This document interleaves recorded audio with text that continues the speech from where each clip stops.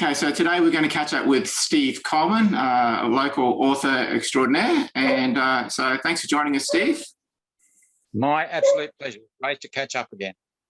So, Steve, just to help some of the emerging authors, can you give us a little bit of a background in where you're at with your writing history at the moment? I started writing from a very early age, and I've just got these great stacks of notes. It didn't get serious until I committed to doing a children's book for my grandchildren. So where I am now is from that point in 2013 for the first children's book, which was The Bee's Knees. We've since got 6 books out and a 7th one on the way. I got the bug. First one was such a buzz. I thought, yeah, this is just good fun, but it's also entertaining other people and it's also educating little kids. Yeah. So I won't stop. I've got folders of ideas and stories that are pretty well ready to go. Yeah, I was lucky enough to collaborate with you on The Cat's Whisker, which was hilarious. And you recently put out your latest book, which was the Rodney the Unicorn Fish Who Lost His Way, which is pretty epic. Yes. So, yeah, based on that, so let's start off with, how did you come up with your ideas? Well, I'll use Rodney as an example, and it's just one way. I was down at the Great Barrier Reef HQ Aquarium with 2 of my nieces, and we were looking in the aquarium, and these unicorn fish were there. And of course, the inevitable question was asked, well, why have they got that unicorn? I didn't know, they didn't know. And I said, all right, well, I'll write you a story and explain why they've got that unicorn, that horn out front there. So that was a commitment, and I'm a man of my word, so I actually did that. And in spite of research on life cycles and evolution, I still don't know why they've got that unicorn out. So that gave me pretty free rein to make something up that was, entertaining, that made sense in a fictional way, and also carry a message. So the message is in the characters there. So that was a simple visit to the aquarium. The other books, The Cat's Whisker, a totally different scenario. The Bee's Knees was out. I sent it to my daughter's partner's family, and this little guy loved it. And on the back it said, The Bee's Knees, along with the Ant's Pants, is part of a series including The Cat's Whisker. And he said, oh, where can I get The Cat's Whisker?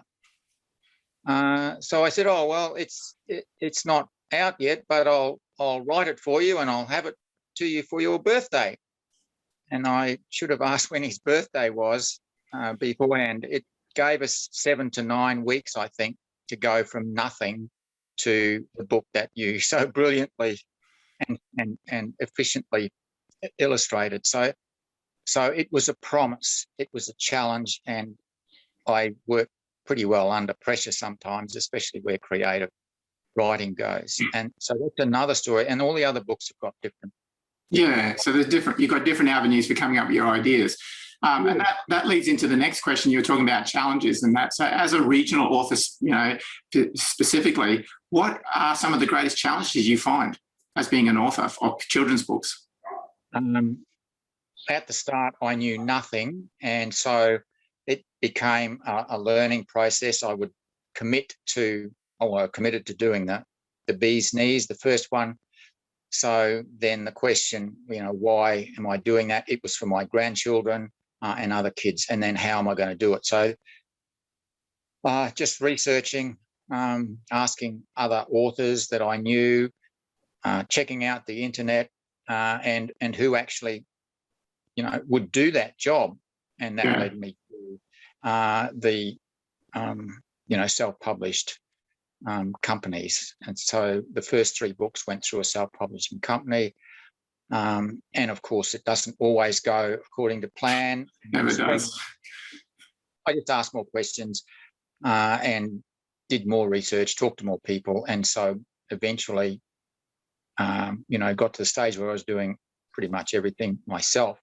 So it was the lack of, just having to find out answers to questions that I had no clue actually, and then taking it from there.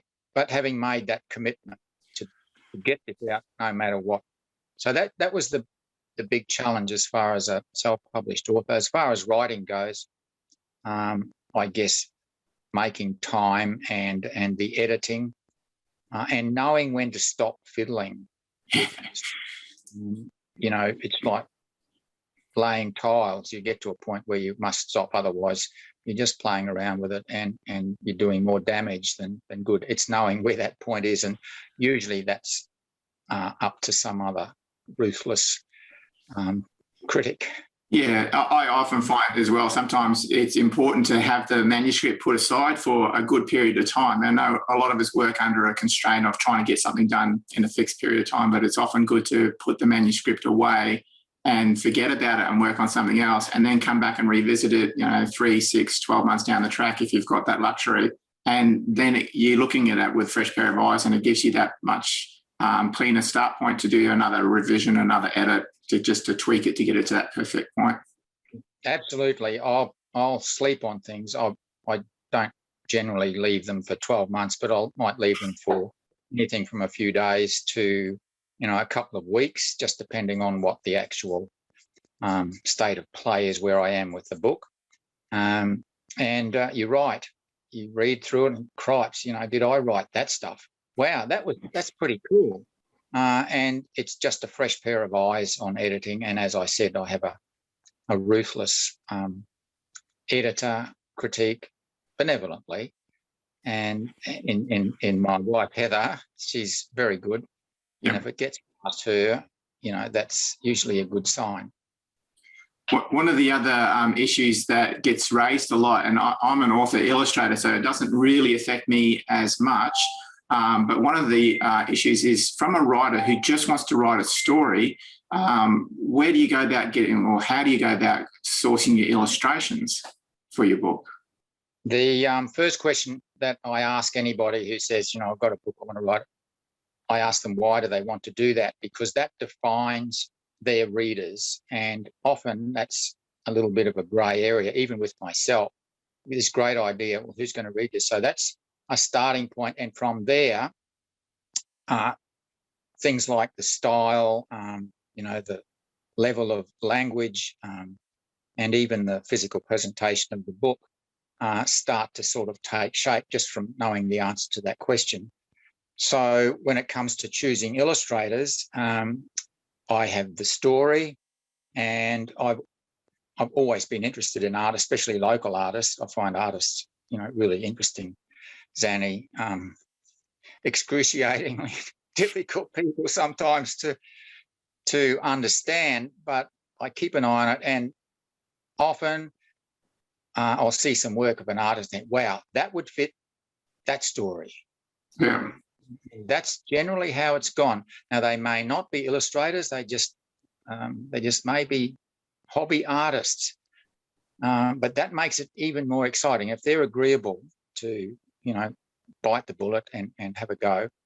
I really am right in there because there's such interesting people to work with, and it stretches them out as well, and certainly me. And I've made some great friends through, just doing things that way. Yeah, I did look at going down the, searching out a professional illustrator, and that's fine too. But for my lifestyle and what I wanted to achieve, and who I wanted to get the books to, I just chose this way, and I really enjoy that, and I'll keep doing that. No, that's excellent. All right. Well, thank you for your time. Just one more question before you go. Is any nuggets or any piece of advice that you would give to an up-and-coming emerging writer? Absolutely. If you love writing, just keep writing. And I don't throw anything away, even if I think it's crap.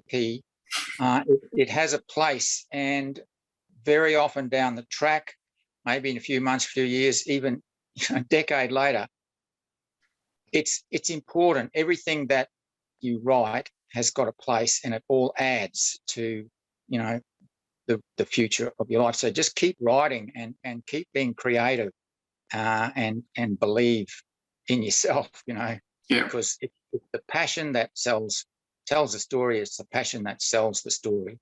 And it's just a very positive environment to work in for you, readers, illustrators, and all the other people involved. That's my Excellent. All right. Thanks for your time today, Steve, and looking forward to your next project. My absolute pleasure. It's I won't spill the beans, but it's looking exciting. All right, buddy. We'll chat again soon. Yeah. Take care. Thank you. See you, mate.